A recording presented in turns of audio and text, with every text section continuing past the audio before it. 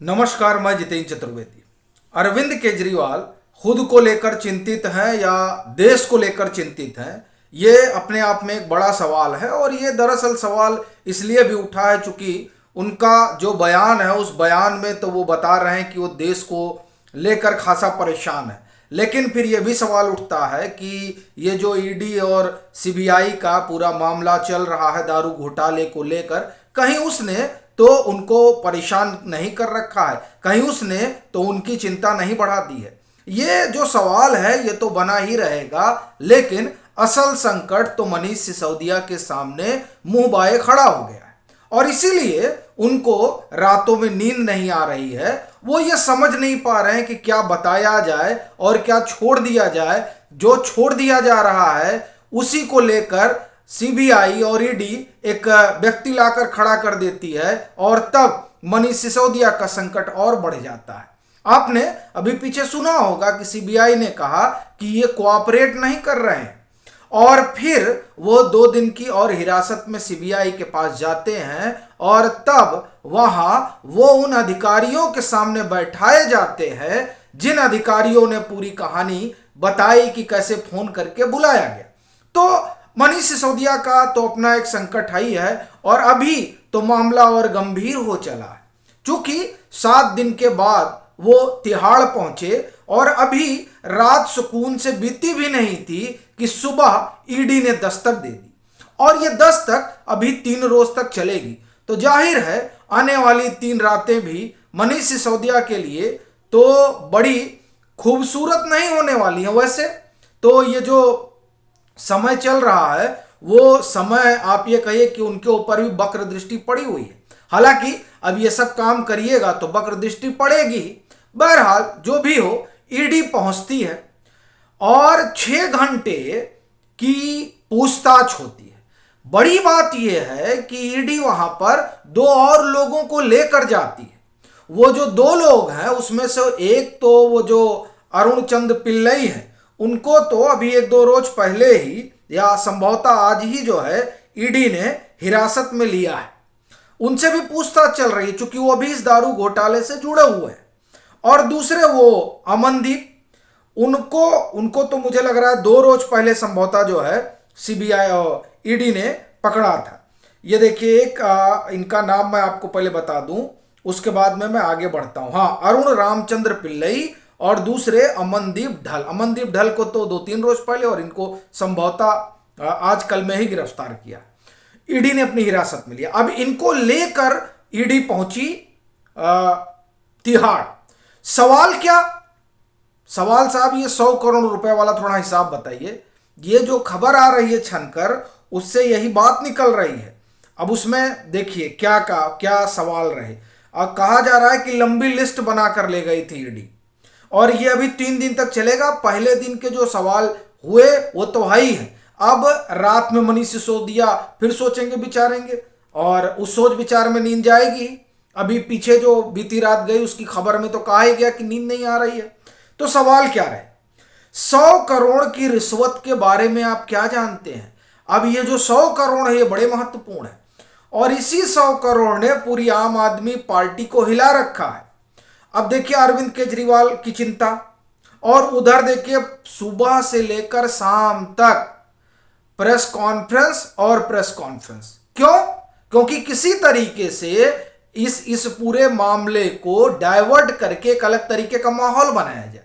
आपको ध्यान होगा जब दारू घोटाले को लेकर छापेमारी हुई थी, पहली बार जब सीबीआई ने 15 लोगों पर एफआईआर दर्ज किया और तमाम जगह उन्होंने छापेमारी शुरू की, तब न्यूयॉर्क टाइम्स की कतरन को दिखाया जाने लगा और बताया जाने लगा कि साहब देखिए शिक्षा में कितना भूतपूर्व काम इन्होंने किया है, अरे इनको तो भारत रत्न दे देना चाहिए।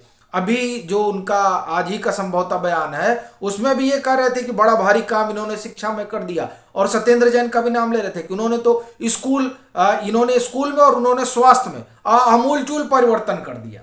बहरहाल तो ये तमाम चीजें तो वो बता ही रहे हैं, लेकिन उनके बताने और आम आदमी पार्टी के शोर मचाने से चीजें तो बदल नहीं जाएंगी। ये कोशिश हुई थी जब आरोप लगा था, और तभी आपने ऑपरेशन लोटस का भी किस्सा सुना होगा। उसी दरमियान जब पता चला कि इनके 40 विधायक आउट ऑफ रीच चले गए। वो सभी जान रहे थे कि दरअसल इस तरह की चीजें किस लिए हो रही हैं, ताकि ये जो दारू घोटाले वाला मसला है और इसमें जो मनीष सिसोदिया का नाम आ रहा है, ये सारी चीजें खबरों की दौड़ में पीछे चली जाए। चूंकि मनीष सिसोदिया का नाम आने का मतलब ही होता है कि अरविंद केजरीवाल का नाम अब ज्यादा दूर बचा नहीं है इसमें आने से। अब नाम की जो स्थिति है, तो अगर ईडी और सीबीआई मनीष सिसोदिया तक पहुंच गई है तो ज्यादा दूर नहीं रह गई है अब अरविंद केजरीवाल से, यह भी माना जाता है। तो इसलिए भी आम आदमी पार्टी जो है वो खूब शोर शराबा भी हो रहा है, वो भी अब अभियान वगैरह चला रहे हैं, कहानियां सुना रहे हैं, तमाम टहल घूम के सारी योजना है। और उधर भाजपा भी अपने तरीके से दिल्ली में आम आदमी पार्टी की पोल पट्टी में लगी हुई है। लेकिन उससे इतर ये जो 100 करोड़ की कहानी है, दरअसल ये बड़ी है और ये सवाल वहां उनसे पूछा जाता है। फिर उनसे यह भी पूछा जाता है कि उन्होंने शराब नीति में बदलाव क्यों किया।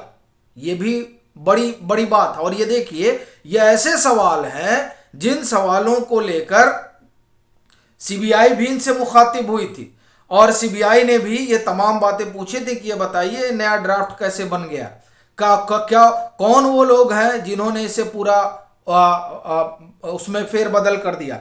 ये तमाम सवाल जो हैं, इन सवालों ने मनीष सिसोदिया को तो परेशान किया ही है, लेकिन अरविंद केजरीवाल का भी संकट बढ़ गया है। सुनिए, रिपोर्ट्स के मुताबिक ईडी ने बताया कि नई शराब नीति बनाने में साउथ दिल्ली के व्यापारियों से 100 करोड़ रुपए की रिश्वत ली गई।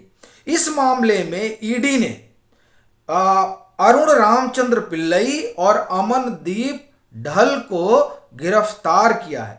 एजेंसी का दावा है कि इस मामले में सिसोदिया का नाम भी सामने आया है। अब लीजिए, तो ये जो तमाम चीजें हैं, उसने स्वाभाविक है मनीष सिसोदिया के लिए संकट तो बढ़ा ही। और ये जो साउथ दिल्ली के व्यापारी हैं, 100 करोड़ की रिश्वत वाला मामला है, इसमें आप देखिए दिनेश अरोड़ा तो यहीं के दिल्ली के व्यापारी हैं और वो सरकारी गवाह हैं। वो तमाम चीजें बता रहे हैं, वो यह भी बता रहे हैं कि वो कब मनीष सिसोदिया से मिले, कब अरविंद केजरीवाल से मिले, किसको किसने पैसे दिए। ये तमाम चीजें जो है वो सब बकायदे ईडी को बता रहे हैं। अगर सीबीआई भी चाहती तो उसको भी बता रहे हैं। और ईडी और सीबीआई जो तमाम सारे दस्तावेज वगैरह उन्होंने जुटाए हैं, उसे परस्पर उसका लेन देन भी होता है इस मामले से इस मामले में। तो ये तमाम चीजें जो है ये हो रही हैं। लेकिन ये जो दो बड़े सवाल हैं, उन सवालों ने स्वाभाविक है सिर्फ मनीष सिसोदिया को परेशान नहीं किया है। इससे यहां जो सवाल उठ रहे हैं, इसकी आप ये कहें कि ये हलचल जो है दिल्ली सरकार तक सुनाई दे रही है और वहां घमासान खड़ा हो जा रहा है कि साहब ये हो क्या रहा है। चूंकि तकरीबन 10 से 11 लोगों को गिरफ्तार किया जा चुका है इस दारू घोटाले में, और उसमें जो सबसे महत्वपूर्ण गिरफ्तारी है वो मनीष सिसोदिया की है। इसलिए अब अरविंद केजरीवाल चिंतित तो हो गए हैं। अब यह अलग बात है कि वो कह रहे हैं कि उनको देश की चिंता है। अब इस पर बहस हो सकती है कि किसको किसकी चिंता है, लेकिन मनीष सिसोदिया तो चिंतित है। कम से कम नींद ना आना तो इसी बात का प्रमाण है कि साहब जब नींद नहीं आती है तो आदमी चिंता में पड़ जाता है। अब सिसोदिया साहब के साथ एक ही चिंता है कि ये ईडी और सीबीआई क्या करेगी। तो इस चिंता ने उन्हें तो परेशान किया ही है, लेकिन उससे कम अरविंद केजरीवाल नहीं है। अभी के लिए फिलहाल इतना ही। और अगर आप मतांतर से नहीं जुड़े हैं तो ज़रूर जुड़िए, वीडियो को लाइक कीजिए और खूब शेयर कीजिए। और आप सभी को होली की हार्दिक शुभकामनाएं। इतना ज़रूर कहूँगा कि अगर आप सक्षम हैं तो मतांतर की आर्थिक मदद ज़रूर करें।